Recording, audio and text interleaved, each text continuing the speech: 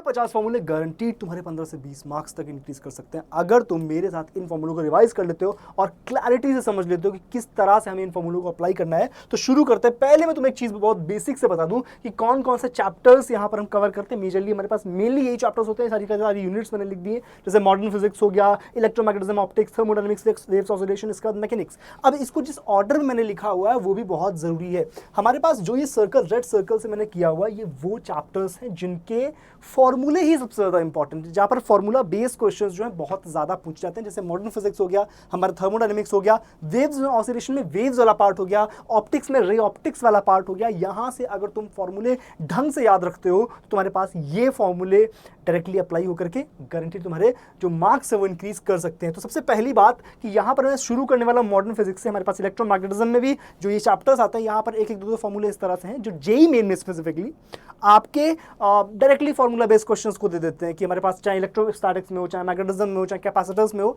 तो बहुत सारी इस तरह की चीजें यहां पर तुम आज सीखने वाले हो। तो सबसे पहले हम चलते हैं हमारे आज के पहले फॉर्मूले की तरफ, और जो है हमारा मॉडर्न फिजिक्स है। सबसे पहले जो ऑर्डर मैंने लिखा हुआ इसी ऑर्डर को मैं फॉलो करने वाला हूं। सबसे पहले फोटो इलेक्ट्रिक इफेक्ट में जब हमारे पास जो रे है वो जो लाइट है वो गिर रही होती है प्लेट पे, तो वहां से जो इलेक्ट्रॉन्स इजेक्ट हो रहे होते हैं उनकी जो कितनी वेवलेंथ होती है, हमारे पास कितनी काइनेटिक एनर्जी होती है, जो जिस वेवलेंथ से गिर रहा है उसकी वजह से कितनी काइनेटिक एनर्जी होती है, तो काइनेटिक एनर्जी मैक्सिमम यहां से निकालने का पूछ सकता है। जो फाई है that is equals to h nu, यहां से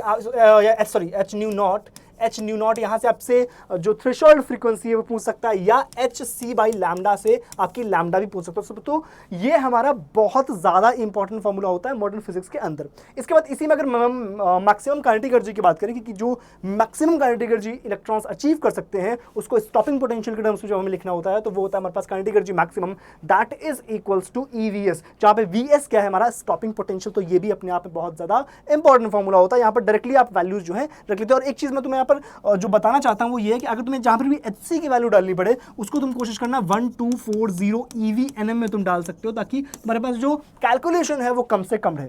इसके बाद आता है हमारे पास बोर रेडियस एंड उसकी वेलोसिटी का फॉर्मूला, जहां पर डिपेंडेंस वाले सवाल बहुत ज्यादा आते हैं कि अगर हमारे पास फर्स्ट ऑर्बिट की रेडियस इतनी है तो बताओ फोर्थ ऑर्बिट की रेडियस कितनी होगी। तो यहां से हमें एक चीज समझ आती है कि जो आर है that is proportional to n square होता है ये relation. Similarly v is proportional to 1/n, ये रिलेशन मिला करके भी हमारे पास बहुत सारे फॉर्मूले बन जाते हैं। सिमिलरली हमारे पास एनर्जी अगर किसी इलेक्ट्रॉन की बोल रहा है, hydrogen atom specifically that is equal to 1 की अगर मैं बात लेकर के चलूं तो En जो होता है that is -13.6 divide by n square. यहाँ पर एनर्जी का गैप, नंबर ऑफ हमारे पास स्पेक्ट्रल लाइंस जो कि होती हैं n+1/2, तो कितनी हमारे पास एनर्जीज बन रही है, नंबर ऑफ स्पेक्ट्रल लाइंस होती है, कितनी एनर्जी में हमारे पास ऊपर से नीचे जो ट्रांजिशन है वो हो रहा है, ये बहुत ज्यादा इंपॉर्टेंट होता है। इसके बाद आता है हमारे पास एंगुलर मोमेंटम क्वांटाइजेशन जो होता है L = nh/2π। एंगुलर मोमेंटम का basic formula mvr, it is equals to nh/2π, जहां पे n हमारे पास 1 2 3 4 5 इस तरह से हो सकते हैं। सिमिलरली हमारे पास नीचे आता है डी ब्रॉय वेवलेंथ, जिसको आप डी ब्रोगली वेवलेंथ भी बोलते हो, that is equals to lambda is equals to h/p। अब अगर इसी फॉर्मूले को हम थोड़ा सा मॉडिफाई करते हैं फॉर एनी इलेक्ट्रॉन, तो वो हमारे पास क्या निकल करके आता है, वो आता है लैम्डा इज इक्वल्स टू h/रूट के अंदर 2mev।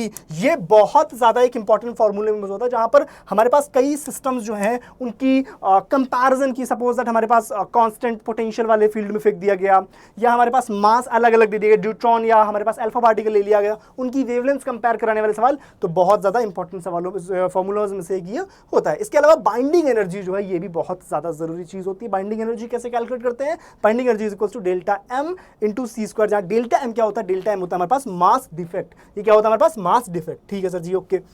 इसके बाद अगर हम एंटर करते हैं हमारे इलेक्ट्रोमैग्नेटिज्म वाले पोर्शन की तरफ, यहां पर आजकल पिछले कुछ सालों में बहुत ज्यादा फॉर्मूला बेस्ड क्वेश्चंस, 2025 की बात करूं, 2026 की जनवरी टर्म की बात करूं, 2024 की बात करूं, तो बहुत ज्यादा फॉर्मूला ओरिएंटेड भी क्वेश्चंस यहां पर आने लग गए हैं, जहां पर F = kq1q2/r², जो हमारा फोर्स निकालने का फॉर्मूला था, आपको मल्टीपल सिस्टम्स भी दे सकता है। वहां पर आपसे फोर्स के रेशियोज पूछ सकता है, और जो हमारा ratio of gravitational force is to coulomb force है वो पूछ सकता है। इसके बाद में हमारे पास इलेक्ट्रिक फील्ड जो है, सिमिलर जैसे क्वेश्चन हमारे पास कूलम लॉ में बनते हैं, कूलम फोर्स से बनते हैं, सिमिलरली हमारे पास इलेक्ट्रिक फील्ड से भी सेम जो फॉर्मूले हमारे पास या क्वेश्चंस जो है बनते हैं, E = kq/r²। से हम जानते हैं k की वैल्यू 1/4πε0 होती है, जिसकी वैल्यू 9 × 10⁹ होती है। ठीक है सर जी, ओके, बढ़िया, ये बात समझ आती है अपने को। इसके बाद आता है इलेक्ट्रिक पोटेंशियल। इलेक्ट्रिक पोटेंशियल का खुद का फॉर्मूला जो पॉइंट चार्ज की वजह से होता है, और दूसरा हमारा इलेक्ट्रिक फील्ड और पोटेंशियल में रिलेशन। ये दोनों अपने आप में बहुत ज्यादा इंपॉर्टेंट फॉर्मूले हैं, तो इनको अपने दिमाग में रखते हुए चलना है। के क्यू बाई आर और हमारा v is equals to minus integration e dot d r. ठीक है, जहां पर डी आर अगर हमारे पास electric field x y z में दिया गया है तो इसको आप d x i cap plus d y j cap plus d z k cap के फॉर्मेट में लिखेंगे। ठीक है, डीजेड के कैप के फॉर्मेट में लिखेंगे। सिमिलरली जो ये पैटर्न मैं बता रहा हूँ बहुत फॉलो होता है, चाहे वो इलेक्ट्रिक फील्ड का हो, चाहे फोर्स का हो, चाहे पोटेंशियल का हो, चाहे पोटेंशियल एनर्जी का हो। एक सिस्टम की आपसे पोटेंशियल एनर्जी जो है इसको सेल्फ एनर्जी भी हमारे पास बोलते हैं, सॉरी इंटरेक्शन एनर्जी भी हमारे पास बोलते हैं। तो ये हमारे पास फॉर्मूला के Q N Q two by R बहुत ज्यादा इंपॉर्टेंट होता है। ठीक है सर, ओके। इसके अलावा डाइपोल मूवमेंट, डाइपोल मूवमेंट में हमारे पास बहुत बहुत बहुत ज्यादा सवाल बनने की प्रोबेबिलिटी होती है p is equal to q in two d से। यहां पर हमारे पास इलेक्ट्रिक फील्ड और पोटेंशियल्स भी निकलवा जा सकता है। अगर मैं इलेक्ट्रिक फील्ड की बात करूं तो उसके अपने अलग से फॉर्मूले होते हैं, हालांकि आप जो डिटेल सेशन है उसे चाहो तो रिवाइज कर भी सकते हो। Is equals to 2 kp by r cube जो है हमारे पास एक्सियल के लिए, और जो हमारे पास परपेंडिकुलर बाइसेक्टर वाला था वो minus kp by r cube. तो ये वाले फॉर्मूले भी हमारे पास बहुत ज्यादा इंपॉर्टेंट होते हैं अगर मैं डाइपोल की पर्सपेक्टिव से देखूं।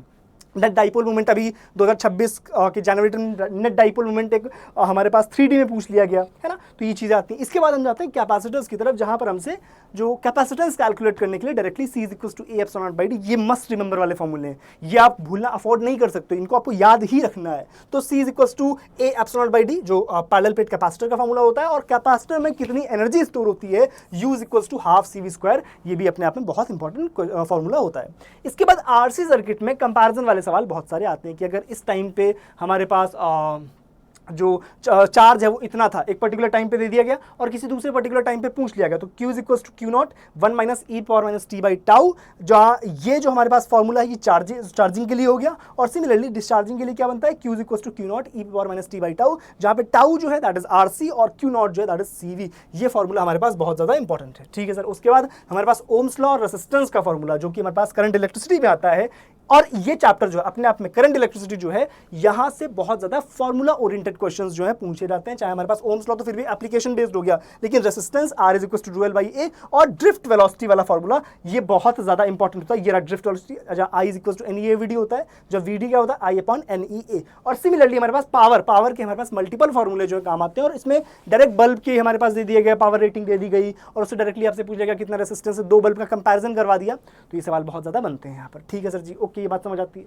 फिर आता है हमारे पास किरचॉफ्स लॉ। किरचॉफ्स लॉ तो फिर से वही चीज, देखो जैसे जैसे मैं अब फॉर्मूले में आगे की तरफ बढ़ रहा हूं, थोड़ा एप्लीकेशन बेस्ड पोर्शन जो है ज्यादा बढ़ रहा है कि हमारे पास अप्लाई करना बहुत ज्यादा जरूरी है। जैसे मॉडर्न फिजिक्स में मैंने स्टार्टिंग में लिया, जो मैंने रेड सर्कल में दिखाए थे वो कौन से चैप्टर थे, वो ऐसे चैप्टर्स थे जिनसे एज इट इज आप फॉर्मूले में वैल्यू सब्स्टिट्यूट करो आंसर आ गया। बट ये थोड़ा एप्लीकेशन बेस्ड पोर्शन भी होता है, जहां पर हमारे पास KCL किरचॉफ करंट लॉ क्या बोलता है, summation of all the currents at a junction is 0, और ये किसी लूप में हमारे पास नेट पोटेंशियल जो होता है उसको 0 करवाता है। सिमिलरली बैलेंस व्हीटस्टोन, अरे भाई साहब बहुत ज्यादा important formula, R1 R4 is equals to R2 R3, जब हम इसको क्रॉस मल्टीप्लाई कराते हैं तो ये कंडीशन अपने को दिमाग में रखते हुए चलना है। ओके सर, इसके बाद आता है अगर कोई भी एक चार्ज पार्टिकल है वो हमारे पास मैग्नेटिक फील्ड में मूव कर रहा है, तो F इज इक्वल्स टू कितना होता है, QV क्रॉस V। ये फोर्स, कूलम फोर्स जो मैग्नेटिक फोर्स है ये बहुत ज्यादा मायने रखता है। इसके बाद में आता है अगर हम किसी कंडक्टिंग वायर जिसमें करंट फ्लो कर रही है उसको मैग्नेटिक फील्ड में प्लेस कर दे तो कितना फोर्स पे लगता है, F is to I L cross B।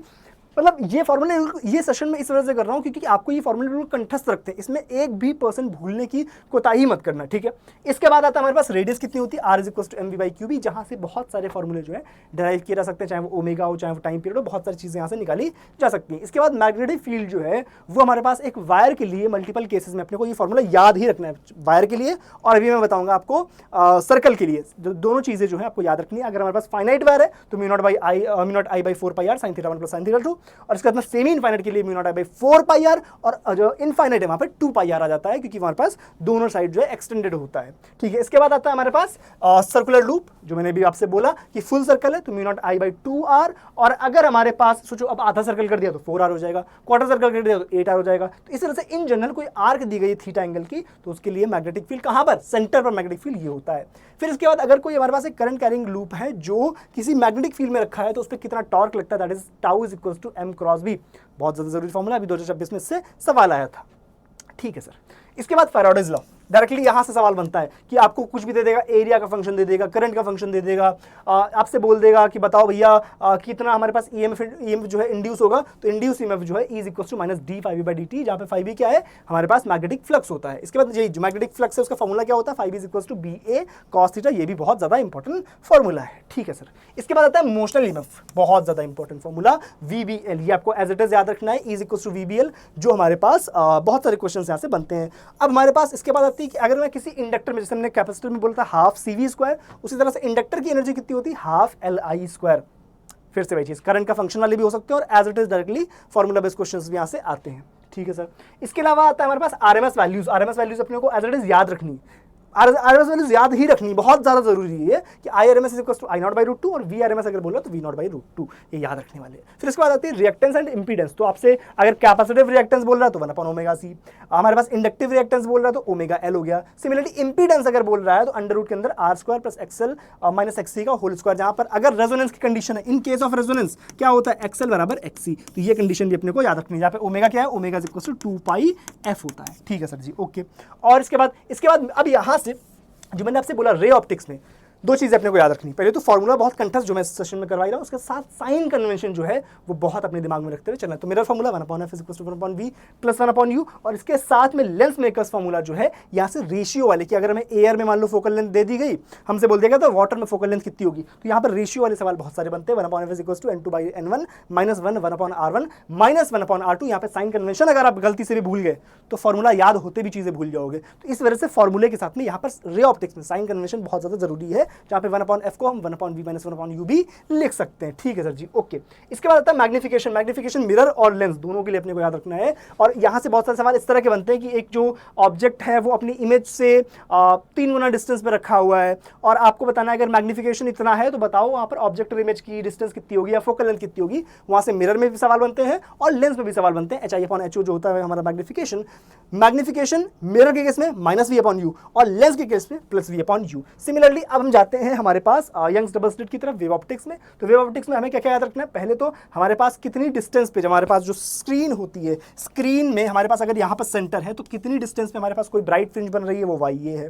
कितने डिस्टेंस पे कोई डार्क फ्रिंज बन रही है, n+12 d λ/d, ये होती है हमारे पास डार्क फ्रिंज की डिस्टेंस। लेकिन अगर आप दो साइमल्टेनियसली ब्राइट फ्रिंज या डार्क फ्रिंज के बीच की डिस्टेंस निकालेंगे, उसको जो हम फ्रिंज विड्थ बोलते हैं, दैट इज d λ/d। ये फॉर्मूला अपने आप में बहुत ज्यादा इंपॉर्टेंट है, डायरेक्ट सवाल यहाँ से भी बनते हैं। ठीक है सर जी। इसके बाद आता है हमारे पास जो थर्मोडायनेमिक्स में आइडियल गैस की इक्वेशन हर जगह, अब ये तो फ्लूइड्स में भी काम आती है। PV = nRT, जहाँ पर हमारे पास एवोगाड्रोस नंबर को जब बराबर करते हैं P1V1 अपॉन RT या P1V1 upon T1 that is equal to constant अगर मैं कर दूं तो इसको 2 के बराबर भी कर सकते हैं। इसके बाद आता है हमारे पास एनर्जी ऑफ मॉलिक्यूल। तो मॉलिक्यूल में हमें क्या याद रखना है, मॉलिक्यूल है, अगर ध्यान रखना ये फॉर्मूला मैं जोर इस वजह से दे रहा हूँ क्योंकि हमारे पास ये ज्यादा जरूरी चीज है कि अगर मॉलिक्यूल है तो F/2 kT, F क्या है, डिग्रीज ऑफ फ्रीडम। ठीक, अगर मोल 1 मोल दे दिया गया तो F/2 RT हो गया, अगर n मोल्स दे देगा तो F/2 nRT हो गया। तो ये तीनों फॉर्मूले अपने दिमाग में रखने कि मॉलिक्यूल के लिए K है, 1 मोल के लिए R है और n मोल्स के लिए nR हो गया, सिंपल। इसके बाद आता है हमारे पास थर्मोडायनेमिक्स का फर्स्ट लॉ, जहां पर हमें बोलता है कि अगर हम इतनी हीट दे रहे हैं तो कुछ उसका जो पोर्शन है वो वर्क में जा रहा है, बचा हुआ पोर्शन उसकी इंटर एनर्जी बढ़ा रहा है। जहां पर ΔU को भी हमने लिखा F/2 किस तरह से लिखते हैं, nR ΔT। और अगर मैं वर्क डन लिखना चाहूँ तो वर्क डन का फॉर्मूला क्या है, वर्क डन है इंटीग्रेशन P/dV, जिसको हम एरिया से भी कैलकुलेट कर सकते हैं, जिसको हमने ग्राफ वाले सेशन में किया था। ठीक है, ओके सर। इसके बाद आता है हमारे पास एंगुलर फ्रीक्वेंसी और टाइम पीरियड, जो किसी SHM में आता है हमारे पास ओमेगा = √k/m। बतेरे सवाल बनते हैं यहाँ से। फिर टाइम पीरियड 2 पाई √m/k, बहुत ज्यादा इंपॉर्टेंट। ठीक, टाइम पीरियड अगर हम सिंपल पेंडुलम का बोले तो 2 पाई √L/g। यहाँ से हमारे पास जो इसके ग्राफ वाले सवाल हैं वो भी बनते हैं कि अगर हम दोनों साइड स्क्वायर कर दें तो t² वर्सेस L का ग्राफ कैसा बनेगा, तो वो भी आपसे बहुत ज्यादा पूछा जाता है।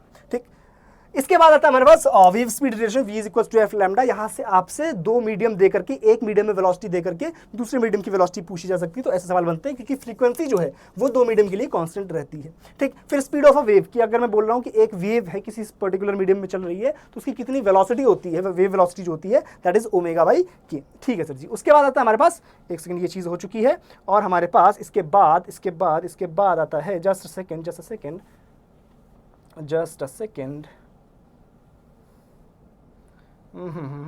ये रहा। इसके बाद आता है हमारे पास centrifugal force. Centrifugal force mechanics की तरफ जाता है। मैकेनिक्स में मैं तुम्हें एक चीज बहुत क्लियरली बता दूं कि मैकेनिक्स में सिर्फ फॉर्मूला बेस्ड सवाल बहुत रेयर बनते हैं। यहाँ पर मोर कॉन्सेप्चुअल जो सवाल हैं वो बहुत ज्यादा बनते हैं। तो मैकेनिक्स में ये मत सोचो कि हम सिर्फ फॉर्मूले रट लेंगे तो काम हो जाएगा, इसी वजह से मैकेनिक्स को मैंने सबसे नीचे रखा है कि यहाँ से कुछ 2-4 फॉर्मूले अगर आप याद रख लेते हो तो शायद डायरेक्टली फॉर्मूला बेस्ड सवाल आपसे बन जाए। तो centrifugal force Fc is equal to mv² और ग्रेविटेशनल फोर्स जो कि F is equal to g m1m2/r² है, जो मैंने अभी आपको इलेक्ट्रोस्टैटिक्स में बोला था कि ग्रेविटेशनल फोर्स और इलेक्ट्रोस्टैटिक फोर्स में जो हमसे रेशियो है वो यहाँ से हमारे पास पहुंच सकता है। उसके बाद में हमारे पास टॉर्क लगता है किसी भी पार्टिकल पे, torque is equal to I alpha that is equal to r cross F। यहाँ से सवाल एज इट इज फॉर्मूला पे शायद बन जाए। और उसके बाद ये वाला जो फॉर्मूला है ये बहुत ज्यादा जरूरी है, यहाँ से as it is formula based सवाल बनते हैं कि अगर हमारे पास एक इंक्लाइन प्लेन पे कोई ऑब्जेक्ट रखा हुआ है, रोल कर रहा है, तो उसका एक्सीलरेशन जो होता है that is g sin theta divide by I plus I divide by mr²। जहाँ पे I क्या है, this is moment of inertia, this is basically moment of inertia, this is moment of inertia, I is equal to moment of inertia. तो ये कुछ फॉर्मूले हैं जो आपको एज इट इज याद रखने। अब आप कमेंट सेक्शन में आपको बताओ, ठीक है, अब आप कमेंट सेक्शन में जरूर बताओ कि क्या चीज़ें हम और कवर करें हमारे आने वाले अप्रैल अटेम्प्ट से पहले। ठीक है, मैं कोशिश कर रहा हूँ कि मैक्सिमाइज करूँ, जितना ज़्यादा आपको रिवाइज हो सके उतना ज़्यादा रिवाइज कर रहा हूँ। कुछ इंपॉर्टेंट क्वेश्चंस के लिए भी मैं एक सेशन प्लान कर रहा हूँ जहाँ पर मैं मोस्ट इंपॉर्टेंट या मोस्ट रिपीटेड क्वेश्चंस जो हैं कि यार इनके आने की प्रोबेबिलिटी बहुत ज़्यादा होती है, वो क्वेश्चंस लेकर के आने वाला हूँ। कॉमेंट जरूर करना और वीडियो को लाइक नहीं किया तो लाइक ज़रूर कर देना। तो कॉमेंट करके बताओ अगर आपने सेशन कंप्लीट किया तो जो हमारा सेशन कंप्लीटेड चैलेंज डन कर देना और उसके साथ में अपने सजेशन जरूर लिख देना। ठीक है साहब, मिलते हैं नेक्स्ट वीडियो में, तब तक के लिए बाय बाय।